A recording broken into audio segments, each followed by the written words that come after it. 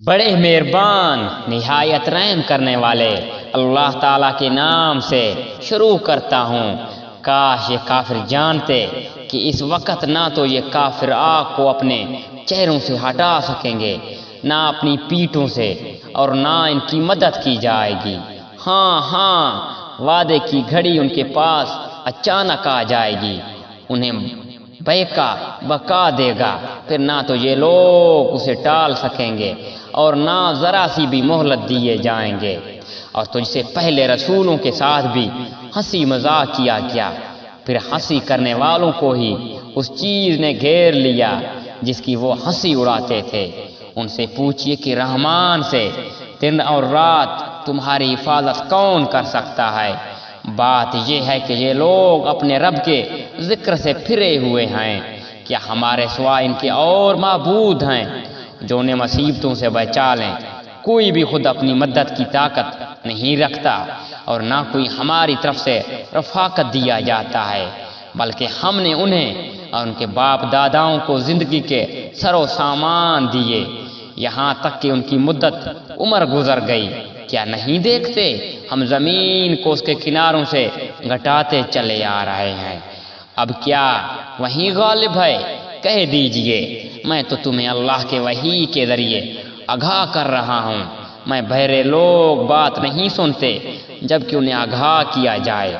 اگر انہیں تیرے رب کے کسی عذاب کا جھونکا بھی لگ جائے تو پکار اٹھیں گے کہ ہائے ہماری بدبختی، یقیناً ہم گناہگار تھے۔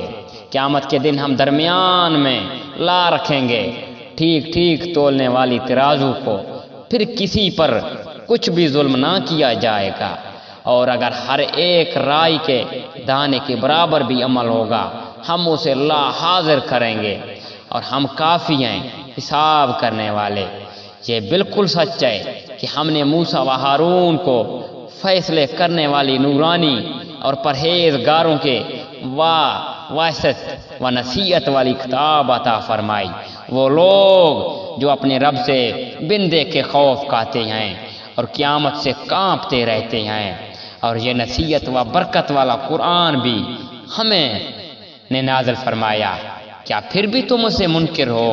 یقیناً ہم نے اس سے پہلے ابراہیم کو اس کی سمجھ بوجھ بخشی تھی، اور ہم اس کے احوال سے بخوبی واقف تھے، جبکہ اس نے اپنے باپ سے اور اپنی قوم سے کہا یہ مورتیاں جن کے تم مجاور بنے بیٹھے کیا ہے؟ سب نے جواب دیا کہ ہم نے باپ دادا کو انہی کی عبادت کرتے ہوئے پایا۔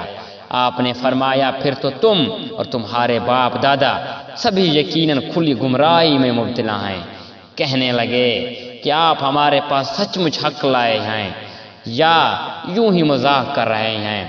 آپ نے فرمایا نہیں، در حقیقت تم سب کا پروردگار تو وہ ہے جو زمین اور آسمان کا مالک ہے، جس نے انہیں پیدا کیا۔